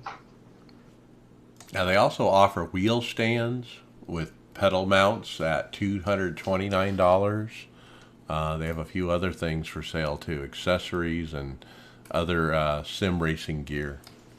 It's kind of a PC/console site, so it sells you stuff that you can use in your living room for your consoles and stuff too. Those stands would be more handy if for either a console or something where you need to move it in and out of the way. They even sell the decorative track Interlagos Brazil for $45. It's like a cutout of the track layout that you like hang on the wall. It's wood. Spa would be the best one.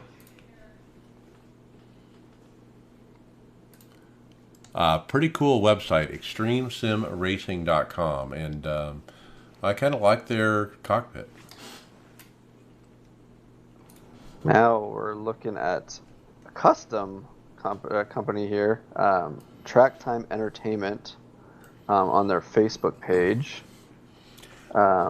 We've talked about this one before, but I keep wanting to bring it up, Greg, because they're in the U.S. and they do 80/20.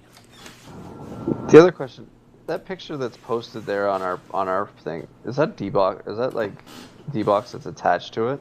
Yeah. Or are those just the legs? Okay, they are attached. Okay. Yeah, it looks like a D-box. So, it's actually a really nice design 80/20 that they're coming up with. I guess if you get in contact with them, they can custom build you something.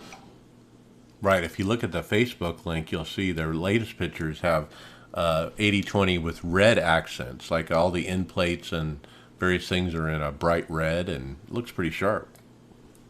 Should get a hold of them and see if they can do my Frozen Cactus Blue. There's a video right there on the front page where one of the guys basically does a handstand on part of the rig. Did what? To try to show it's sturdy? Yep. Track Time Yeah, Entertainment.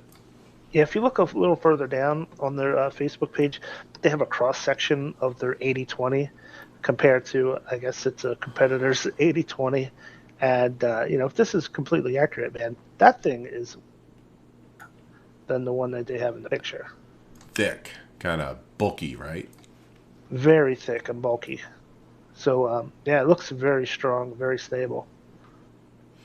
Yeah, he's basically saying not all 80/20 is the same. Well, what are they Correct. saying? They're calling this their own, or Texas using U.S. extruded aluminum. So they're manufactured in Texas using a different extruded aluminum.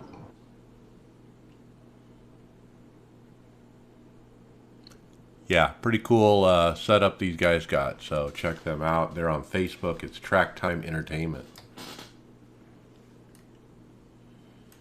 Well, guys, if you go to NVIDIA's GeForce website page, you're going to see the ultimate countdown. And I'm going to refresh this so I get the exact time right. But it looks like we're at 4 days, 15 hours, 49 minutes, and 21 seconds. Until Until they don't say. but it's hyped to be. It's the biggest 3080. breakthrough. That's what it's till. Yeah, I know. I know, but they don't actually come out and say it. It's which they're hyping up as the biggest breakthrough in PC gaming since 1999. So it looks sure like the it next is. generation. Yeah. What was 1999 that they think that was the last breakthrough? That's a good Not- question. Not having the world come to an end when it went 0-0. I guess so. Yeah, the Y2K. Yeah. So it looks like that's going to come out to be I guess Tuesday morning, right? That they're going to make the official announcement, and it looks like it's going to be the 30 series of graphics cards from NVIDIA. And I guess the biggest question everybody's going to want to know is how much. The RTX 3080. Wow, I would guess 1600. That's a good guess. I wouldn't be surprised if it's that or more. Do you think that'll drop some of the video card prices, or are they still going to be? I think the 2080 Ti and whatnot are hard to find, and prices are up because of that. Well, the biggest thing that's going to be pushing the prices is how hard it is to manufacture things with all the shutdowns. Yeah, I think you're right, Dave. I think that's going to have a lot to do with it because, just getting these things mass produced is going to be a nightmare at this point.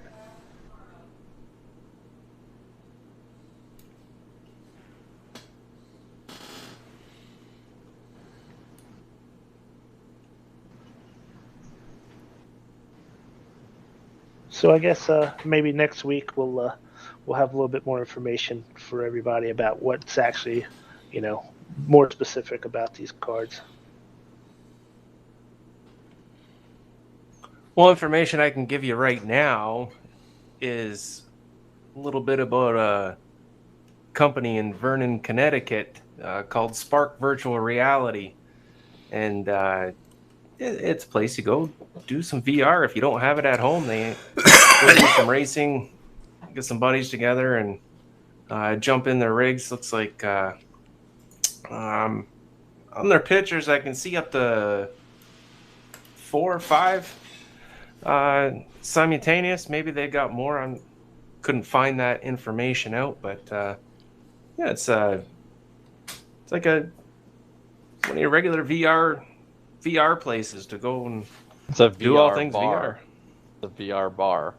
Is Yeah, that is $2 that what, beers. is Yeah, that what the $2 kids beer. are calling it now? Well, it just seems like they're trying to create an experience where you can get away from anything. Like it's like trying to get away from your life type thing, explore, do something different.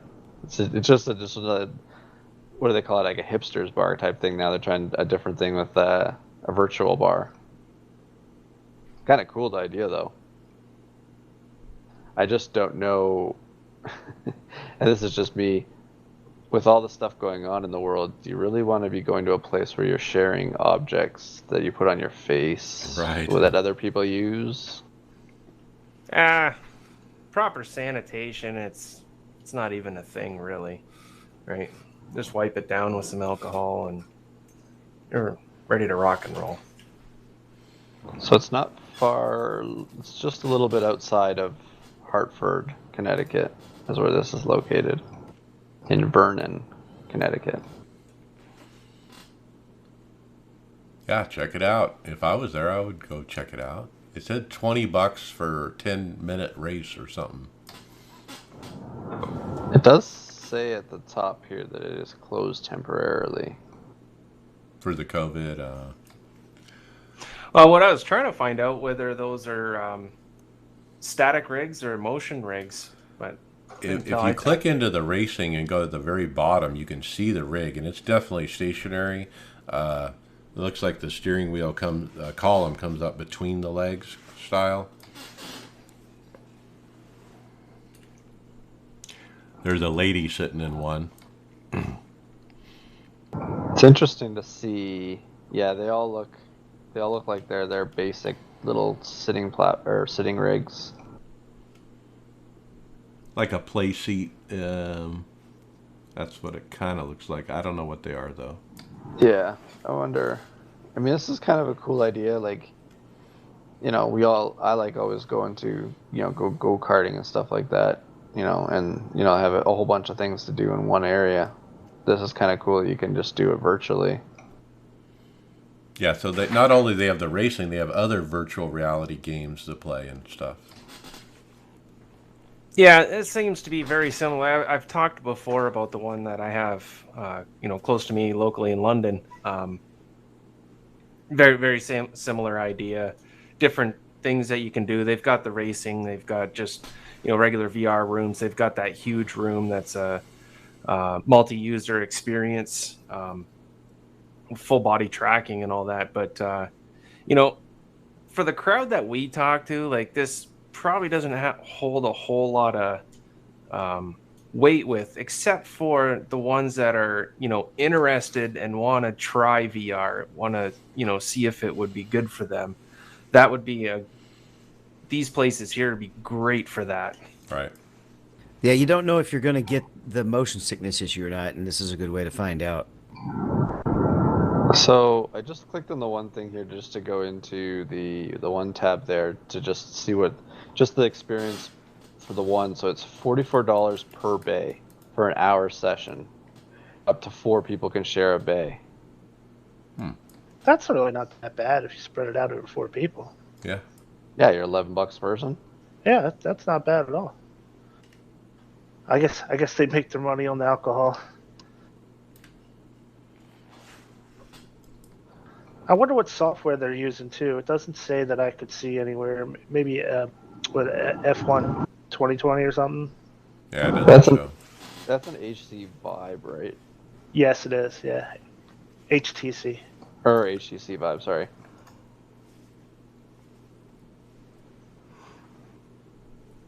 All right, let's keep moving. Steve Llewellyn, one of our team members, got an upgrade. We talked about he got the DD1 wheel, but he also bought a sound system for his racing rig. He ended up with the Z606 5.1 surround sound speaker system, $129.99 from Logitech. And he said it works great. No wonder he can't hear us anymore on TeamSpeak. What'd you say? I don't know that you benefit from 5.1, but for $130, I mean, to get a sub and 5 speakers to kind of put you in the middle of, I mean, that's a good value, I think.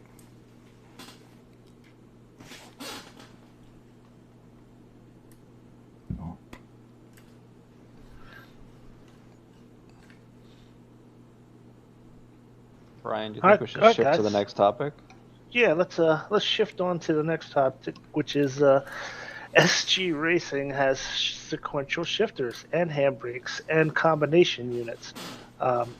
So this is a UK company, so you can buy one or the other sequential shifter or a handbrake, or you can buy them both together. The shifter is 170 euros. The handbrake's 150 euros, and the combination of two is 300. So let's say we're looking at $200 for the 170 euro deal. So it's just under 200 for the handbrake, and the combination is going to push you almost to 400, I guess. Wow, these are rock solid. I mean, they look so unbreakable and just metal and just. They remind me of the Jinx shifters, and I really, really, really, really like those Jinx shifters that we've seen before. And they're a little bit more stylish, those Jinx ones. But for the value, these are definitely second place. Yeah, they look like they're made with really solid, thick metal. You know, all the bolts are really tight and strong looking. It's a carbon fiber look to it, basically. It's a nice looking system. The part that you put your hand around, I mean, it's just like this real textured metal. You know, you can really get a good grip on, and yeah, it just looks great. I mean, for the price, I'm impressed. This next rig is a trip. Speaking of shifters, you have to check this video out and look at this guy's shifter. It's not, the shifter is actually attached to a long rod that goes all the way behind the driver, and then moves equipment behind him. I guess that's given some kind of realistic feel of what he might actually feel in this type of rig. It's an F1 style rig with motion, big 3 monitors. I don't think he's in iRacing. I think it's a different game. Do you think the reason they have it back there like that is to make it feel like where it'd be shifting in an actual car, he gets like the clunk in behind him? No, I think that shifter that's behind him is a real shifter, like out of a Chevrolet. I mean, it's how it looks. Yeah, I mean, it's moving. It runs a shaft all the way back behind the driver, so that's. But look at right at the beginning of the video, like the 8-second mark, and you can see that shifter way back in the bottom left corner, and yeah, like you said, the metal and all the different mechanisms to reach to that. But I mean, he's actually shifting a proper transmission. It looks like that's sitting behind the seat. It's insane. I'm just trying to think, this is how the linkage would be hooked up in like an old F1 car, would it not? When they'd have to get the transmission because it'd be behind them in the car? It's probably the same kind of mechanism, or it is the same mechanism. It's definitely a wheel in that car, though, because that car is definitely a handful for him. So, I love this video in so many different levels. Okay, so first of all, there's the shifter, which is just so much over the top. With you have that real transmission kind of sitting behind him, and he's got all these different levers and long poles and different things to make it all work. But the other part of the video, and what he really put the video out about, wasn't about the steering thing, but it was the heavy steering. He's running 20 nanometers, 100% wheel with his direct drive wheel, and he's running an Interlagos, and he's trying to simulate what a Formula One car is.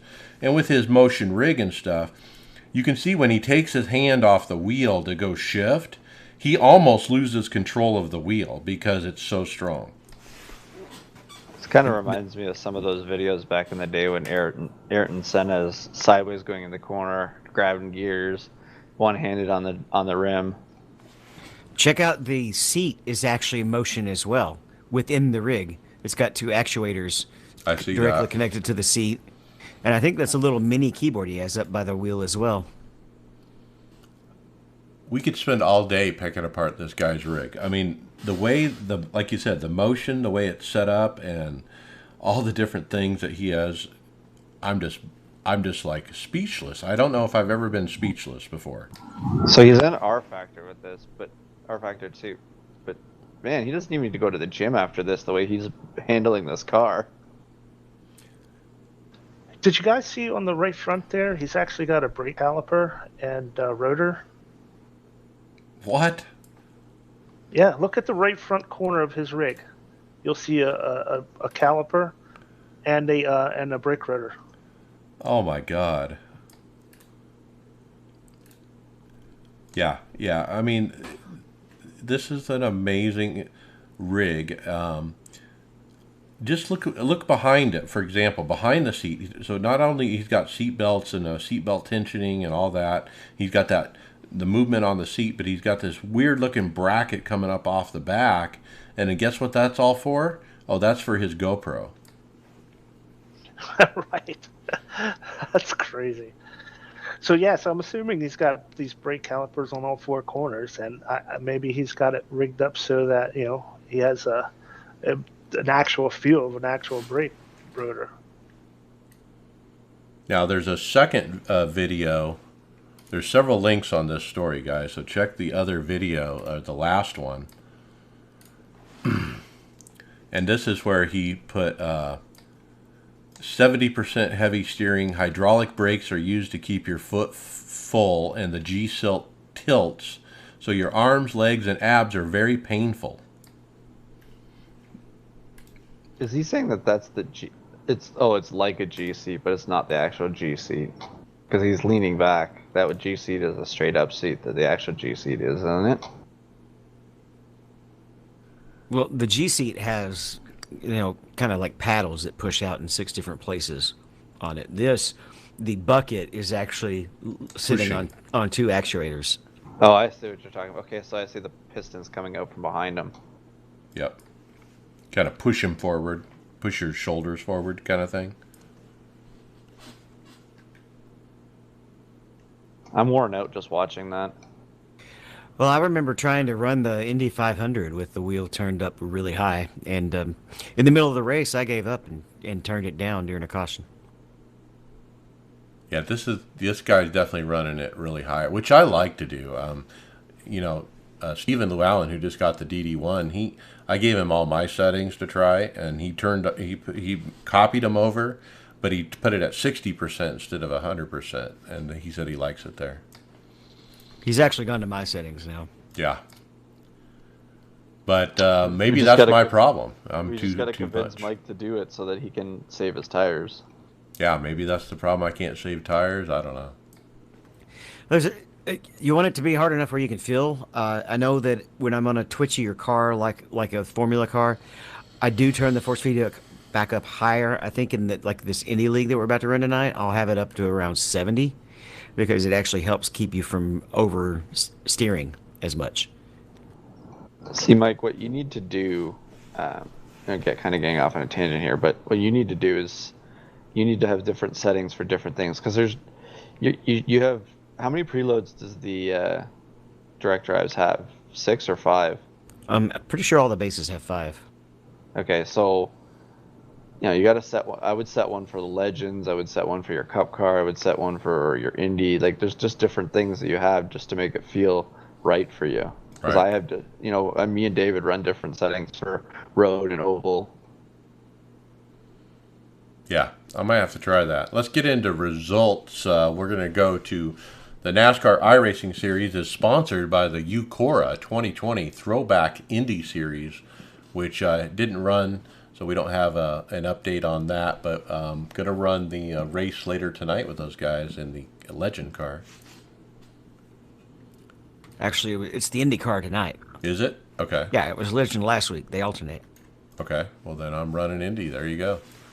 Let's finish up Dover. Friday Open. Bobby Jonas, went from 14th to 3rd in less than 20 laps. First and second wrecking with lap cars. Avoided it and got plowed from behind yet again. This was after getting hit hard under pace laps. This is after, so bad run for Bobby there. David, you got a P2. Yeah, I managed to keep out of the drama. Most of the wrecks either avoided or they just weren't near me. And I almost got taken out. I just barely dodged it when a guy in front of us wrecked the guy that had just bumped him, just barely, as they kind of got into each other. He did a wreck on purpose, and I got by it and got the P2 out of it. Definitely, it wasn't top split, so it's a lot easier to be up there in that top 5 in that situation.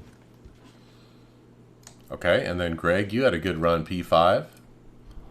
Yeah, we David avoided that wreck, and then as they were all gathering, that wreck was like cleaning itself down the track. We all I was racing for, because that took out 2 guys. Yeah, I was racing for like the top 6 there anyways, and we just kind of got through that wreck and came off the corner and kept going. It's kind of nice to race with 2 guys there that respected when you're racing into a wreck like that, not to overdo it even on the last lap. Okay, and I got a P16. I actually had a good run going, like I was running 8th or 9th, but ran into too many incidents and had to do a stop and go.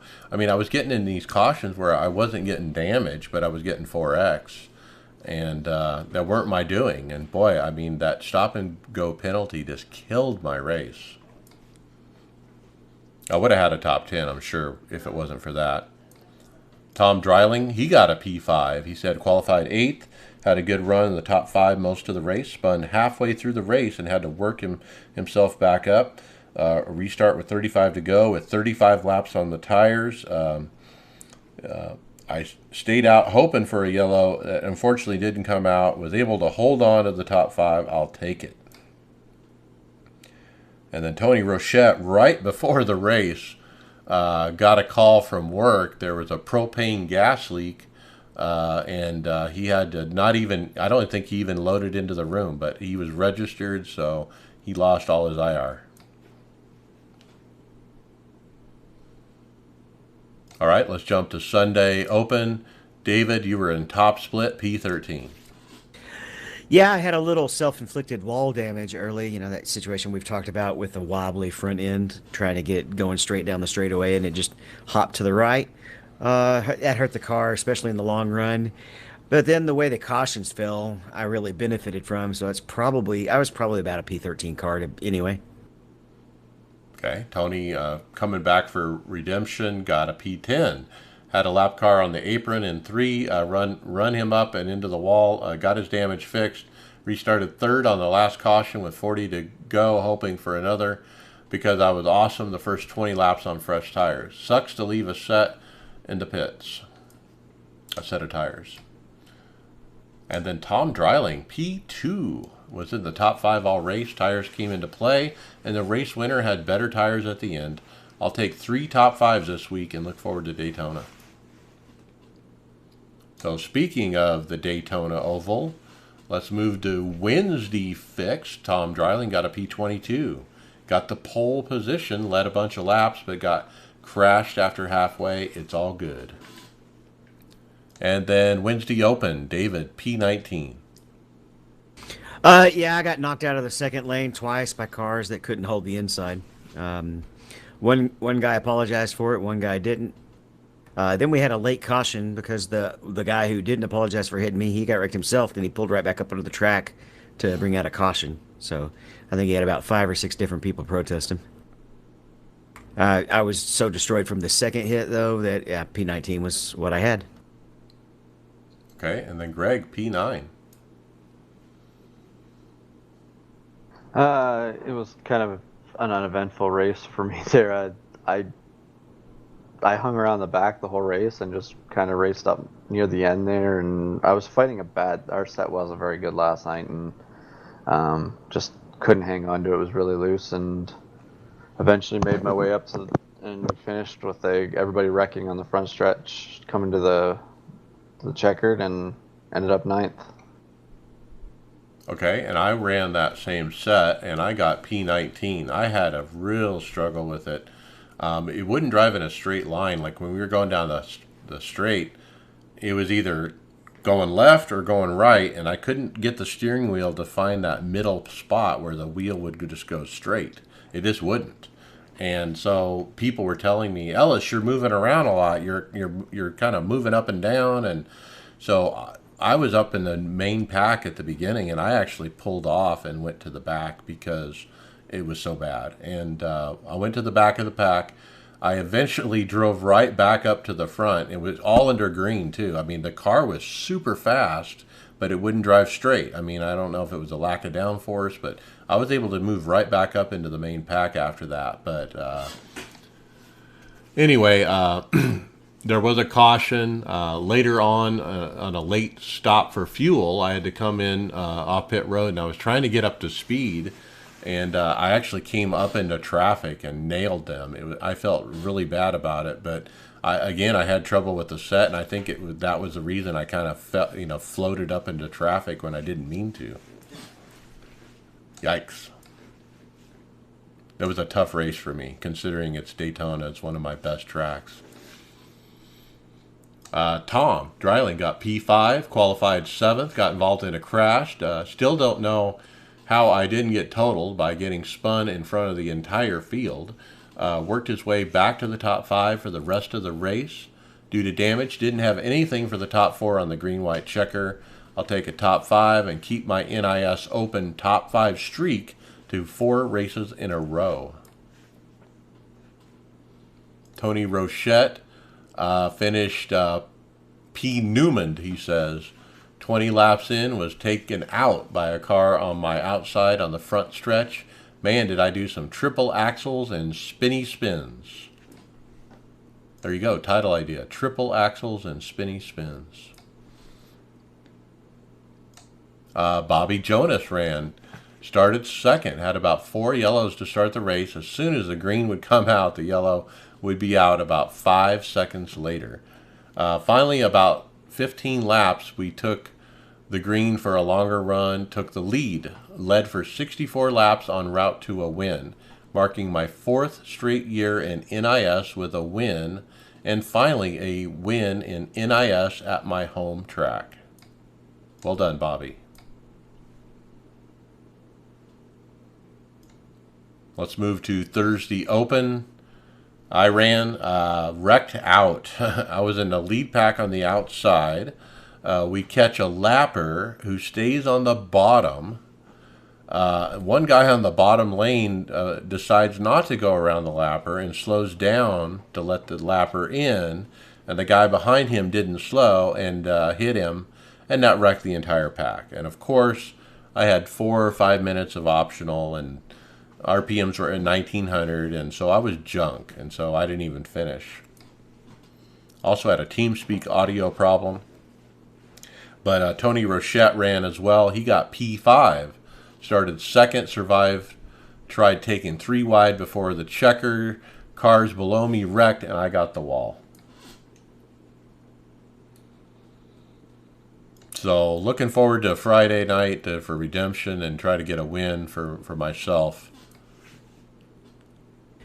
I did get to run Pacific Majors this weekend. It was Spa in the Williams F31, I believe, or FW31. I don't remember the letters. Ended up coming in 12th. I was doing pretty well, and then just got dumped halfway through the race by somebody who had already self-spun himself once. Took me out right at the chicane.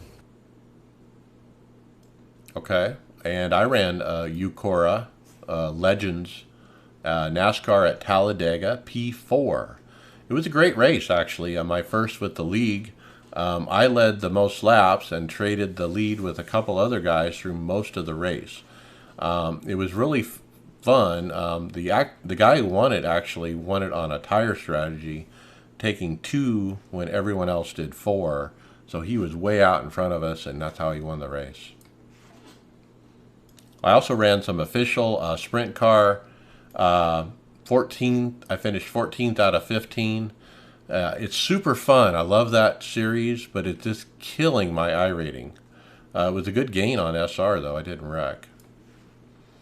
And then NASCAR Legends at the plate track this week.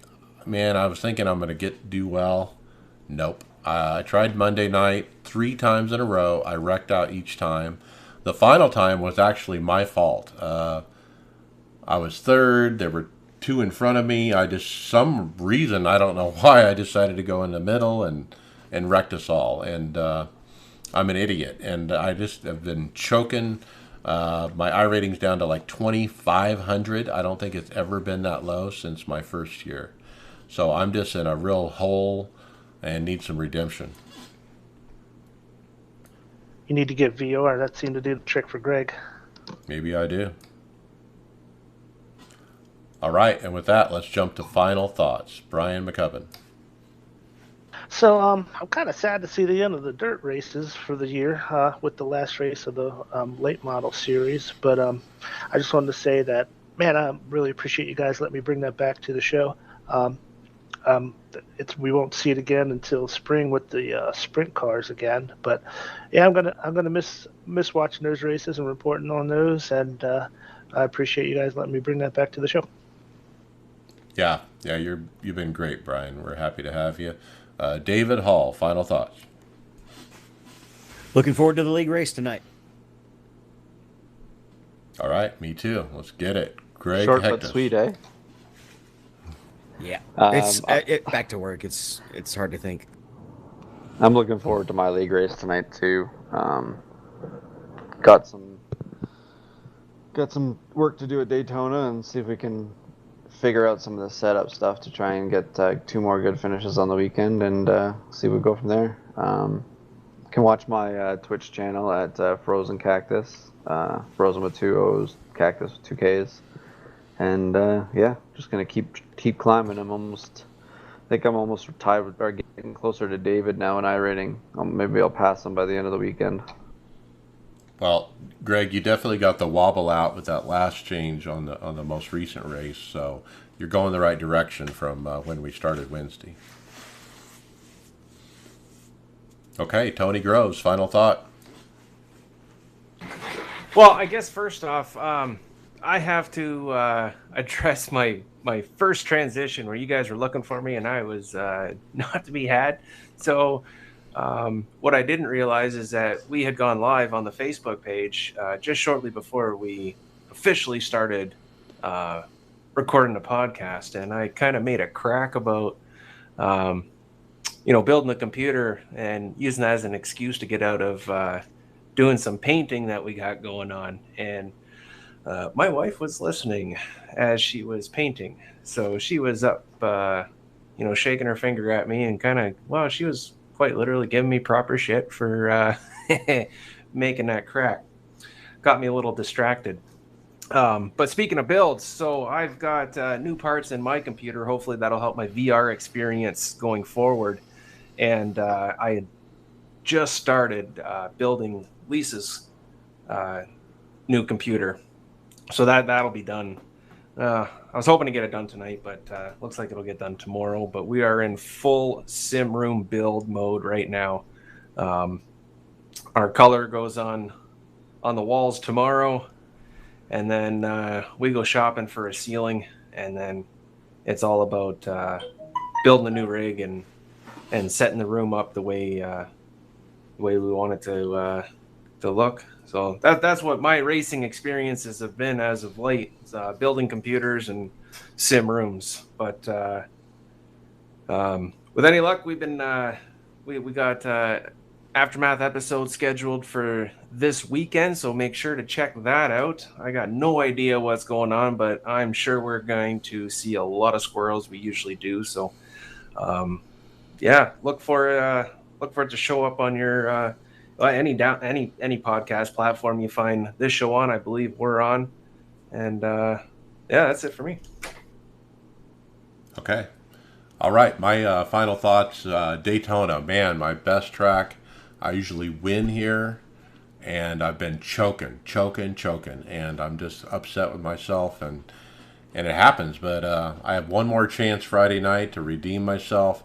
I'm tempted to start from the pits, just to miss the early stuff. I don't know, but I usually don't do that. But I got to try something different here and try to break my bad luck. So with that, we'll see you on the track later.